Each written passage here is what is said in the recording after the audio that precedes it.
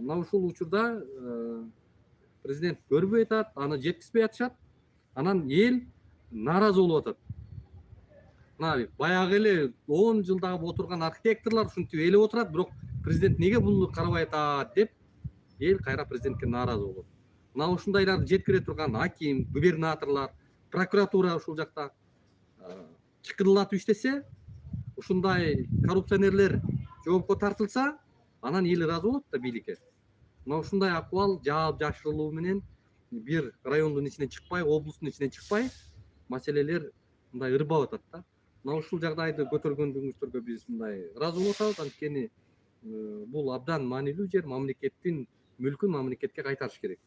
Кайсы бир чиновник мамлекеттин байлыгын, менчигин жеке өзүнө алып алып байыбаш керек. Ошондо бизде мыйзамдуулук орнойт. Эми бул имаратты кайсы жылдары курган? Бул 2 жылдын тегереги болуп калды. 2 жылдын. Эми мына бүгүн биз келдик, Алабукадабыз. Алабуканын так ортосунда архитектуранын ичинде турабыз. Имараттын ошол архитектура катарындык жерде. Азыр Кудай буйруп, мына так ортосунда ушул архитектуранын имаратына таандык жерде турабыз. Маселени уктуңуздар. Архитектордун башчысы бул жакка Финка деген банктын имаратын салып, муну ижарага берип койгондугун айтып атат.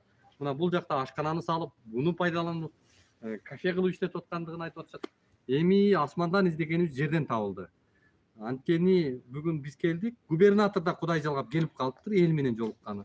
Азыр сиз менен чогуу биз губернаторго баралы, эл менен жолугушуубуз учурунда биз губернаторго айталы. Мына ушул жерге келип өз көзүң менен көр, ушул жерде ушундай маселе болуп атат, абдан маанилүү бул деп чакыралы. Келеби, келбейби? Келип анан бул жака кандай реакция кылат, кандай бир иштерди бүтүрө калат, кандай тапшырмаларды кое калат, аны сиздер чогуу күбө болосуздар. Биз азыр анда кеттик, губернатордун жыйынына барып, чакырып келип көрсөтөлүчү. Билеби экен ушул жерди, ушундай акыбал болуп атканын өзү угуп турбу? Анда барып чогуу ушул губернатордун кеңсесине жолугабыз.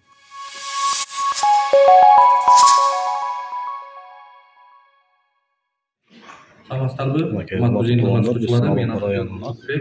Карбек уулу келди. Эркин журналистмин. Урматтуу президенттин Жалал Абад облусуна өкүлү, бир жагдай менен ушул жергиликтүү депутаттардын чакыруусу менен дал ушул районуна келип калдык. Бул жерде президент эле калыптыр, келгише турган. Калган баардык келгиши бүтүптүр да. Мына ушул азыр эми убакытты чөйбөй мен сизге өтүнүч келтирейин дедим эле. Азыр ушул жыйындан кийин Алабуканын чок ортосунда жаныбызда прокуратура, анан аким, анан госрегистрдин өкүлдөрү, анан сот аткаруучулардын төрагасы менен чогуу ошол жердеги жалпы элге тийиштүү, мамлекетке тийиштүү бир өтө көйгөйлүү жагдай бар экен. Ошого барып катышып ошол жердеги акыбалды көрүп берүүңүздү өтүнөм. Эмне көйгөй экен?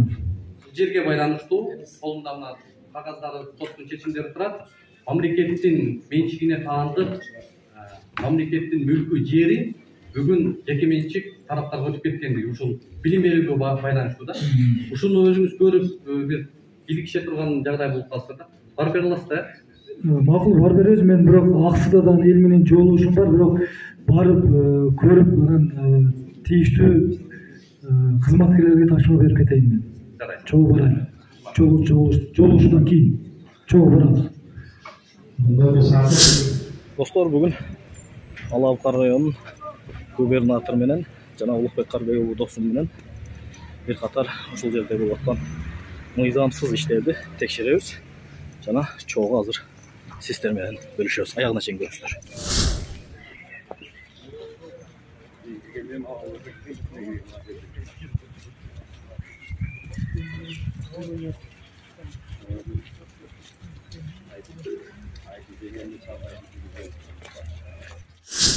Аренда алдым. Эми бир жылда миллиондогон акча алдым да. Эми бул жер ашкана. Столовый. Эми мисалы айыл өкмөтчү администрациянын эшигинин алдына ашкана менен банк туруп алып туруп жетекчилер каалаганда иштетебиз болбойт да, туурабы? Муну мыйзамсыз деп тауып чыгып, мына жолдош прокурор жакшы жанагы иш алып кетти. Бул боюнча былтыр биз доллар келтирип соттон чечим чыккан. Анан чечими мамлекетке кайтарылсын деп жана биз талап берилип тиги бүгүнкү күндө айыл өкмөткө алабукан айыл өкмөттүн балансына көрүп берилди. Азыр бүгүнкү күндө бул маселе болуп атат, бияктагы элдер чыкпай атат. Анан булар немеси зданияларды, то есть мамлекет арендага бериш үчүн маселеси чыгып атат. То есть туура колдонуш болуп атат да. А мамлекет жагын аныктап, то есть нарушенияларын аныктап бергенбиз биз. Муниципалдык менчикке өттү. Бул өттү, балансын өткөрдү. Жер Муниципалдык менчикке өкмөткө каттап бердик. жер Райондун прокурору. Соттун чечими негизинде. Бул жерде мына сиздер каттап өткөрүп берипсиздер. Экөөнү тең. Биз талап берген. Биз каттап бердик. Кагазды беребиз. Жок, госрегистр болот атпайбы сиздердин негизде. Ошо мына бүтүптүр. Анан бул жерде ушул кылмыш болгон да, мыйзамсыз болгонун өткөзүп атасыздарбы? Эми бул жер тартыш, жер эме маселеси бул соттон чечилет. Ошондуктан бизде бир доорубуз берилген да, ошо айтып атпаймынбы, буга чейин айткам. Доорубуздун чечимин соттун чечими менен чыгарып бердик. Бүгүн баланс өтсүн деп. Кылмыш болгон. Ошондо доорубузга кылмыш болгондо ушуну аныктап өткөздүңүздөр. Мына мамлекеттин балансы өтүп бүгүн чыкпай атыптыр деп атабыз. А бирок ошол прокуратура органы сиздер ошо кылмыш болгондугунун негизинде мына өтүп атса, ошо кылмыш кылган адам бүгүн госрегистрдин башчысы болуп отурабы? Эмне үчүн ошолорго чара көрбөдүңөр? госрегистр деп. Госрегистр эмне архитектордун?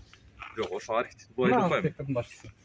Бул кээ бирки маселелер каралып атканда бул кылмыштын ишинде курамы каралат. Кээ биркилерде доору сот чече турган маселелер болот. Биз ошон үчүн биз өзүбүздүн токтомубуз менен биз киргиздик доорубузду. Бүгүн могул туура эмес берилип калган, баланс коюш керек деп. Ошол биз доорубуз негизинде бул берип атпайбы, последствия бүгүнкү күндө жоголуп атпайбы? Анткени мамлекет өтүп атат. Буңуздарга рахмат. Сиздер өткөзүпсүздөр.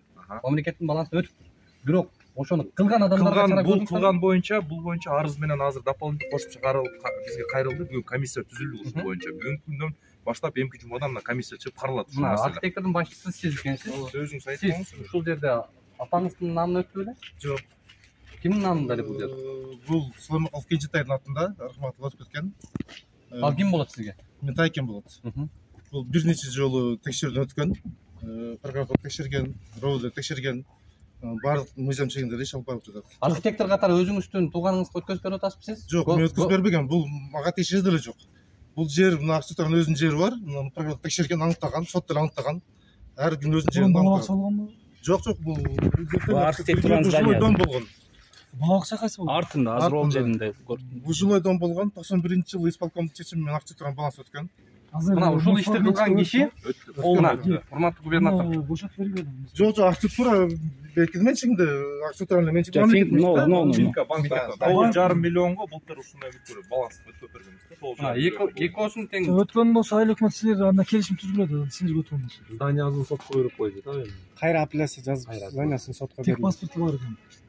Нерсеси болгон да досалпын. Бүт баарды документ жасап, ушул жергиликтүү чиновниктер анын башында ушундай архитекторлор туруп, ушундай жүздөгөн жерлер өтүп кетиптир. Эми бир фактысы менен ушул аныкталып ачыкталып атат да. Эми ушуга сиз президенттин саясаты да ушундай болуп атат. 4 сот жер үчүн барып атат. Эми мамлекеттин жерин ушундай чиновниктер бүгүнкү күндө бул архитектор ушуну кылып архитектуралык чечимдерди берип өзүнүн тууганына. И бүгүнкү күндө архитектор болуп отурганына кандай түшүнүш керек да муну? Бул боюнча азыр неме силерге арыз түштү да. Арыз түштү бул Боюнча карап, Бул азыр комиссия түзүлдү. Ким кылган, ким өткөзүп берген, ким менчиктештирип алды, кылмыштын курамы барбы, жокпу, кылмышты ким кылды баарын тактап туруп, териштирип, анан бизге маалымат берип коюңуз. Апсата токтолуш. Бир жанагы да, эми сиз губернаторсуз, областтын губернатору, мамлекеттик кызматта көп жылдан бери иштейсиз. Негизи жетекчилердин моралдык укугу барбы? Ушул өзүнүн ишканасынын алдына кафе кылып ачып алып, эмнеде мороженое деп турат, аны андижанский деп жазып коюп тур дагы. Ашкана деп турат. Ушинтип куруп алганы Бул боюнча мына азыр прокуратура баарын тактап чыксын. Мыйзам болуп. Жерди ким берди, ким курулушка ким уруксат берди, ошонун баардыгы боюнча мыйзам чегинде гана биз азыр мыйзамдуу өлкөдө жашап атабыз да. Баардык мыйзамды карап, эгер туура эмес мыйзамсыз кылган болсо, анда жоопкерчиликке тартылат. Мыйзамдуу негизи ушундай мамлекеттик мекеменин астында ушундай өзүнчө кафелерди ачып алган. Жок, азыр Апсатар Токтогулович айтып кеткендей, бунун баарына азыр текшерүүлөр жүрөт.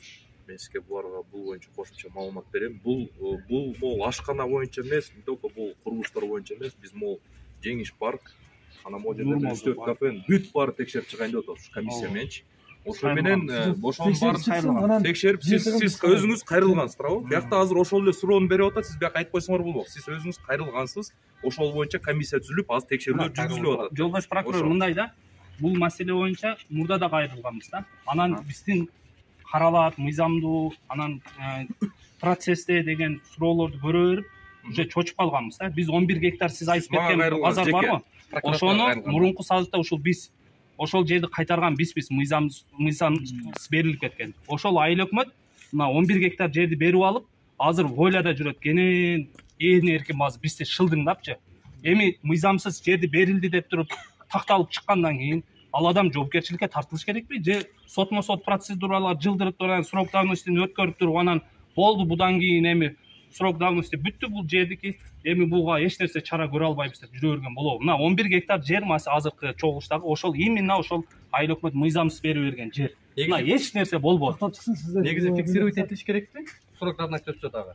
Срок давности кылмыш. Срок давности только айыпкер өзүнүн моюнуна алганда күнөөнү, только ошондо эле срок давности аткарылат. А буга чейин айыпкер срок давности болобу, эскирип мөөнөтү болобу, ал кылмышка тартылат да. Эми абсаттар токтолчу. Прокуратура текшерип, мыйзам бизге маалымат бергиле. Эгер булардын баардыгы мамлекетке өткөн болсо, соттун чечимдери бар болгон болсо, анда соттун чечимдери аткарылыш керек. Бүгүн апелляцион тартипте каралып атат, булардын окугу да. Булар эми. Ошону сиздер биз да сот катышып, ошону мамлекетке өткөзүп, мыйзам чегинде карап маалымат берет. Абсаттар токтолуп, эми ушунча келип калдыңызда, мүмкүнчүлүктөн пайдаланып албасак болбойт. Мына артында садик бар. Ушул жерде мына архитектура уруксат берген маселелер бар, мына зданиялардын курулганы боюнча. Ошону бир өзүңүз таанышып коюңчу, бир ашып кетсе 5 жыл кетет. Азыр эми губернатор мырза, негизичи эми бул элдин көйгөйү үчүн иштеп атасыздар сиздер. Президент кечээ бир губернатордун үйдө көрдүңүз, Сокуловдун аким менен губернаторду жумуштан алды. Ушундай кененебей, ушундай карабай, көңүл бурбай жүргөн үчүн кетти да. Эми ошол баарыбызга сабак болуш керек. Эми конкреттүү фактыны мына жергиликтүү депутаттар аныктап, мына кылмыш, мына жерди мамлекеттин мүлкүнө кол салып атат, ушундай жетекчилерге чара көргүлө деп турат. Анан эми ушуга мен сизден өтүнөм, ушуну өз көзөмөлүңүзгө катуу алып, тийиштүү жетекчилерге катуу чара көрүп, мына ошону кылган архитектор бүгүн ушунда жетекчи болуп отурат, архитектурада. Азыр мына дуарыс келиптир, карап чыксын, текшерсин. Азыр мен чечим чыгарганга азыр мен укугум жок да. Мына мыйзамсыз, мына мыйзамдуулукту көзөмөл кыла турган прокуратура мына азыр кагаз түштү деп атат, текшерип баардыгын мыйзамдуу. Анан мага маалымат берсин, мен көзөмөлдөйм. Ошол ким жоопкерчиликке тартылды, кандай иш болду, мамлекет канча убакыт бересиз анда ушул жергиликтүү жетекчилерге? Текшерүүнүн өзүнүн процедуралары бар. Арыз даттануулардын өзүнүн срогу бар. Ошол срогунда жооп берет. Убакыт болот. Бизге бере албайт. Ошон үчүн биякта иш козголгондон кийин 2 ай срок болот. Көзөмөл алабыз, бул неме калбайт. Арыздын 18 күн бар, рабочий күн. Ошонун 18 күн ичинде беребиз биз башка. Анда бала бакчаны көрүп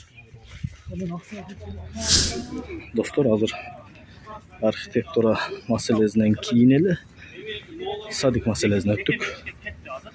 Эми буну Финкабанк кайткандай эле, бул зданиялардын территориясы деле ошого тиешелүү. Кандай жер? Жерлер эми азыр бизин садиктер эместе кирбейт атат, биз аныктап чыгайт, комиссия түзүлгөн. Кирбейт атат, ошо өкмөттүн чечими негизинде сатылган. Абсаттар токтолуп, эми мындай да. Хоть садиктин территориясына кирбеген учурда деле архитектура эмнеге уруксат берет? Зданиянын мына күн тийбешин көрүп туруп, курушуна туурабы? Азыр антип эксперт боло бербеш керек да, азыр өзүнүн нормалары бар. Мынча метрден кийин здание түзүшсүн дегенчи. Мынакей. Булар азыр аныктап чыксын. Мен эми айтып атам да, мен азыр бир тараптуу болбошубуз керек.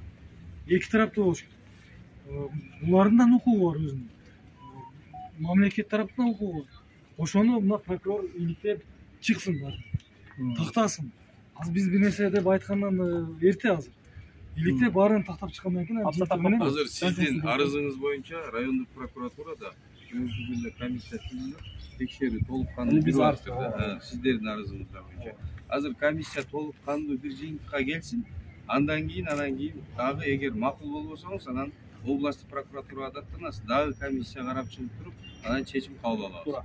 Анан абсаттар токтолуп, могул нормалар боюнчачы, буну мисалы мен эксперт болбогонмун да бул жердечи. Мен бардыгын кагаз негизинде. Бул себеп көрөр бул процедураны кагаздар болгон өзү айтып мыйзам атыр. бузуулар болгон болсо мына прокурор эртең бүт бардыгын тактап чыгат.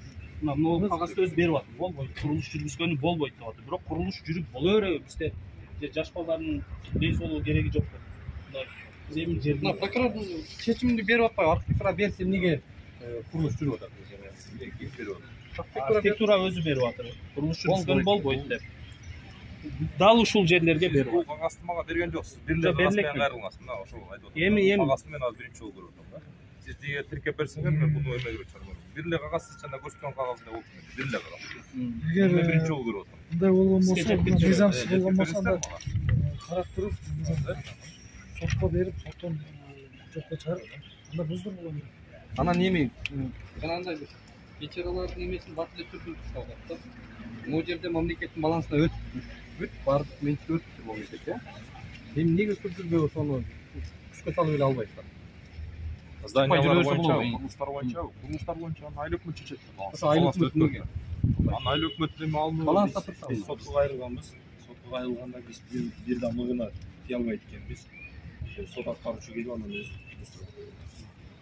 Кандай кылабыз эми? Сот аткаруучулар Азыр бул Жоқ, боюнча соттун чечими бар. апелляция жазылып тур да. Соттун кайрачы 24-күнү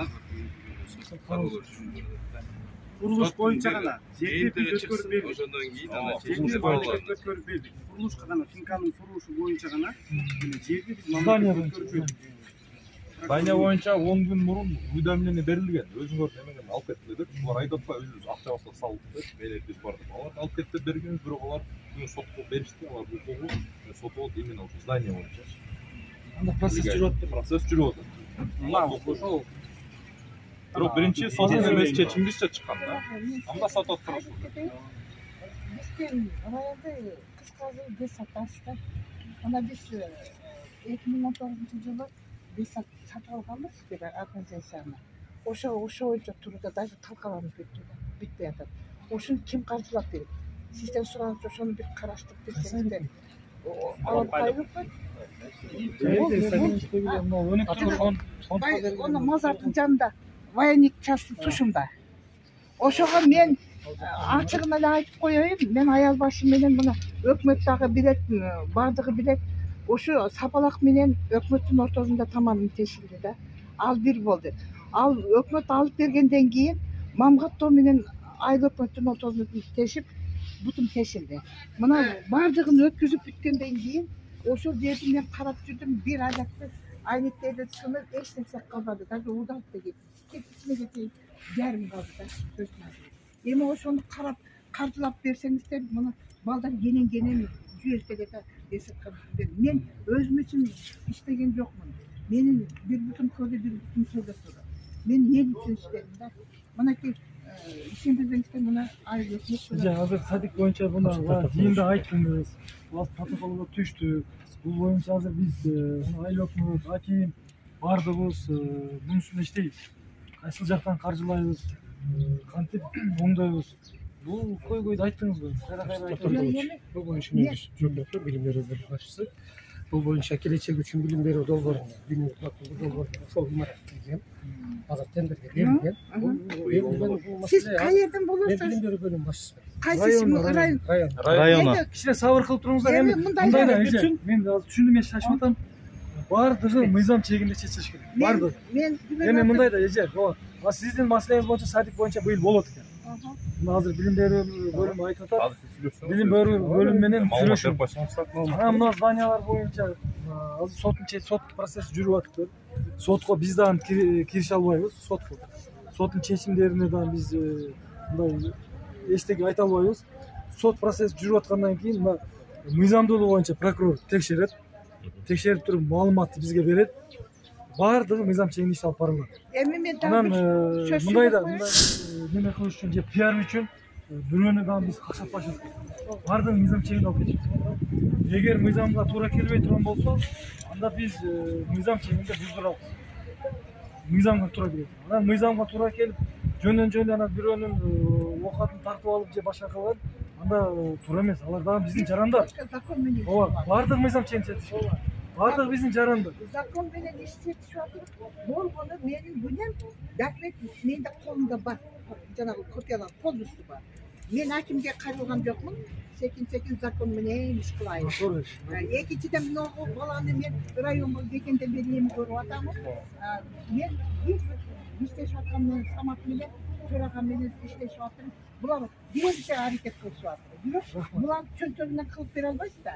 Ошон үчүн Хорошо, рахмат. Сиз барып маалымат берип коюңуз. Тендер боюнча Кез келген сөз биз эметпиз. Doldur gider. Tenderde verildi. Gelecek üçün bilgiler kısa menetli baldır bahçesine gidince. Bitti al. Hazır bitiyoruz. Bir ay yok ayın içinde remont işi başladı. Baştakılar men osu yer üçün kıyılagan adamım. Bilim berүү корпусунун башчысы.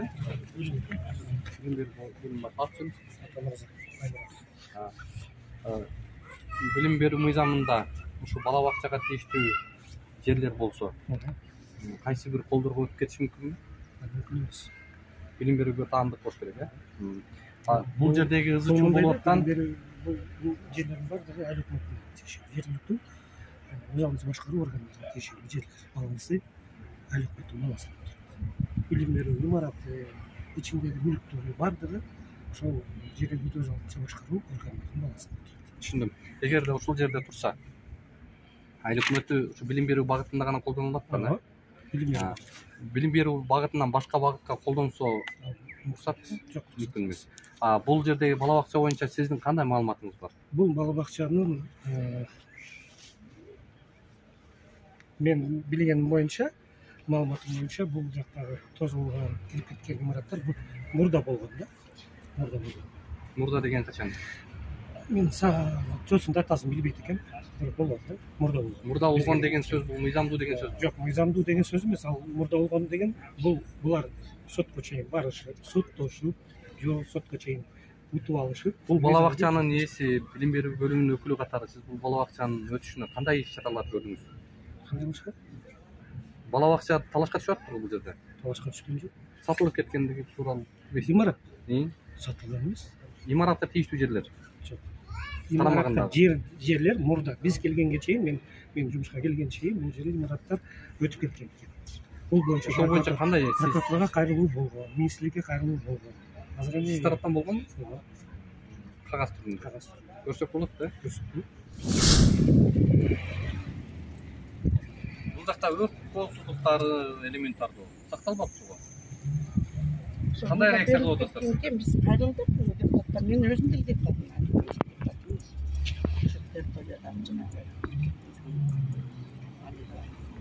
Бул жактар берилип кеткен экен, бирок кайтып кайра алган, мен келгенде мочелер алып жактар алынган. Кайра алынган. Мына ушул жер көрүп турган жагыңыздар мына. Жанагы бир короо чиновник турган жер мурда жеке менчиктерге берилип кеткен экен, бирок азыр кайтарылып мамлекеттин эсебине муниципалдык менчикке өтүптүр да. Эми сизден алалы, кайсы жерде сүйлөтөсүз? Айтып берейин. Негизи эми жер маселеси боюнча келгенде ушулар да. Территория наркы күнчү чыгыш тарабы, күнбатыш тарабы азыр көрдү. Мына бул жер кайткан, мына могул жерде өзү могу 2 этажный здание турган. Бул мыйзамсыз берилген да. Анан бул молочный кылам дегенден жогорку сот хорошо садикке пайдалуу экен. Анда молочный азыр кирсез, жерде кийим сатып атырбы билбейм. Молочный өмүрү көрбөгөн мен. Бул жерде зданияның целевой направлениясы бул молочный. Бирок молочный эч качан сатпайт. Садикке кирсез бир бул имарат жүрсөңүз көрөлү. Бул имаратты бала бакчанын намында беле. Бул жери бала бакча территориясы. Бул катар жалпысынан сатылган, сатышкан. Ушул здание сыяктуу сатышкан. Аягына чейин. Будыйга чейин.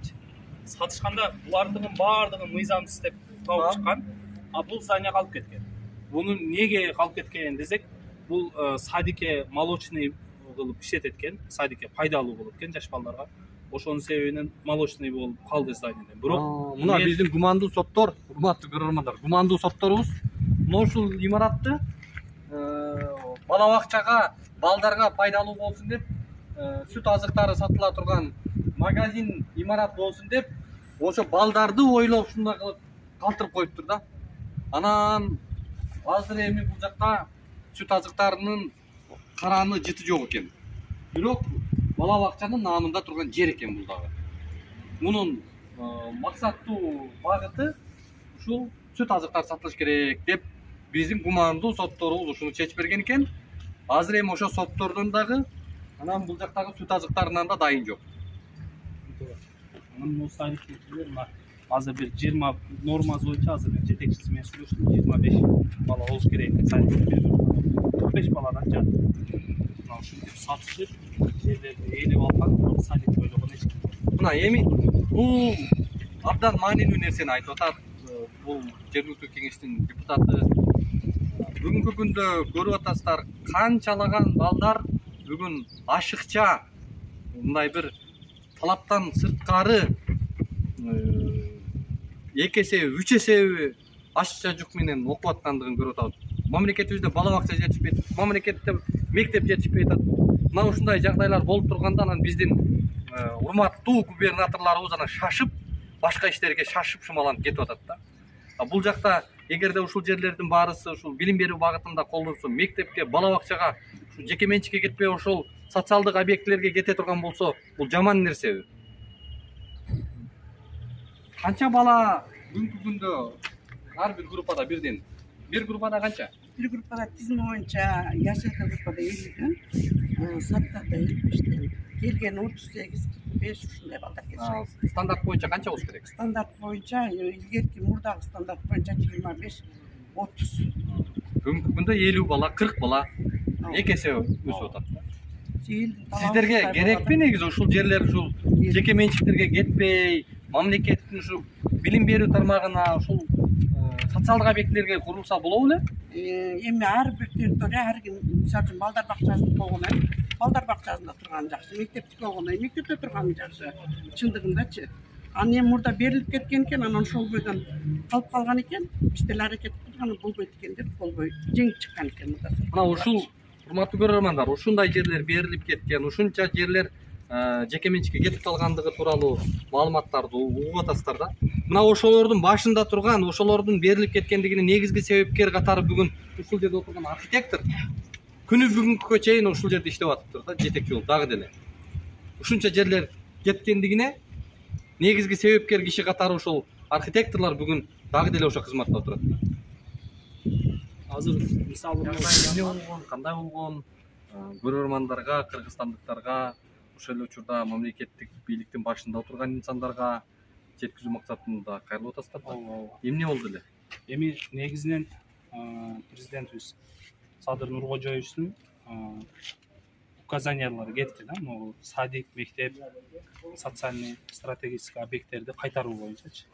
Эми буга чейин мына 32 жыл эгемендүүлүк алган болсок, ошодон бери бир топ жылдын ичинде көптөгөн мамлекеттик менчиктер, завод, фабрикалар, ушундай садиктер, мектептер, жеке менчиктерге өтүп, баарын талкалап, жеке өзүнүн байлыгына ээлик кылышып алды, өздөрү кожоюндук кылып алды. Эми вопрос фабриканы жок кылды, заводдорду жок кылышты. Эми эч болбогондо мамлекеттик мекеме ишканаларды, садиктерди, мектептерди, парктарды тынч койбойбу, туурабы? Маселеге өтөлү, кандай болот аталы? Бул азыр данный момент бир эле бул мекеме ишкана, бул жер архитектурада турабыз. Архитектуранын территориясы, бул биз Жакшыбузда жүргөнбүз, могу ограждение, бул жакы Айыл банк болот, могу банктын территориясы. Архитектурдун территориясы ошол жерге чейин барат. Илгертенчи. 2010 жылдын тегеректеринде ошодон бир аз өткөндөн кийин адашпасам, мына здание түштү да. Финка банк болуп түштү. Кайсы жылы түшөт? Бул жол менен 2012ден түштү окшойт. Анан түшкөндөн кийин могу архитектуранын зданиясы, эми территория көрүнүп турат да, нагы дубалы жабыш турат го. Ооба. Ушул түштү да, курулуш иши башталып, арендага берилди, 100 миң деген арендаларды алышып, 80 миңде уктук, 100 миңде уктук, 100 миң деген айына арендаларды алып иштетиш керек буга чейин. Бул иштеп кетти. Кийин 2 жыл болду, бул жакты баштап курулуштучу. Ашкана курулду. Архитектуранын өзүнө? Архитектуранын территориясынын өзүнө. Ким кылып атат муну? Буну эми жана туугандарына өткөрөт экен. Азыр жакшы болуп калыптыр. Уйрулук кылсаң, уйру болгун кезде өзүңүн таза жанагы шылымдыгыңды билдирбеш үчүн башкаларга өткөрүп, республика Айкесине, апасына, тууганына ар ким ушинтип өткөзөт экен. Анан элдин баары эле билет, Финка банк кимдики десе, архитектуранын жетекчиники дейт. Аты жөнү ким анын? Мурат Жамалдинов деген жетекчиси экен. Элдин баары билет. Эл эми мени оозуман эмне чыкпай атат да. Кимдики ачкана десе ошонуку дейт. Курулушту өзү калагандай жүргүзүп атат территория. Бул мамлекеттин менчиги же 10 жылдан бери жетекчиликти бошотпогон архитектордун жетекчисинин жери кимдики бул вопрос. Bundan сырткары Балтаулук мектептер бар. Мына жактачы Балтаулук территориясы бар. Орозалик мектеби бар. Илгерки жанагылар боюнча мисалы генплан деген түшүнүк эми чыгып атыр да. Илгерки Союз малындагы генпландын учурунда ушул территориялар мамлекеттики болгон парктар, гектар жерлери болгон парктардын мектептеринчи. Ошолордун азыркы данный момент бизде мисалы 1 сөтүк жер, 10 сөтүк жер алам десем, мен үй алам десем, 2 миллиондон кемине таба албаймынчы, центрденчи. Туура. Мына жердеги 100 квадрат жер 4 миллион 5 миллион деп сүйлөй берет. Азыр могуну прокуратура айтты, 9 миллион канчага баладык деп. Стоимосун 9 миллион канча. Буга окшогон толо токой жерлер бар. Биз жергиликтүү кеңеш буларды кайтаруу боюнча президенттин жарлыгынын негизинде эми Садыр Нуркожоевич кеп калды. Ушундай жерлер жанагы илгертен каалагандай калчагандардын уюшкан топ бар да, бу жерде уюшкан топ болгон да, архитектура бу жерде алса, бирөө мектептикин алган, бирөө парктыкын алган, ушинтип бөлүшүп алган илгерки жетекчилерчи. Ошолор президенттин жарлыгынын негизинде булар кайтса, эми жөн эле кайтарып албастан, ошол учурда буйрук токтомду чыгарган адамдар жоопкерчиликке тартып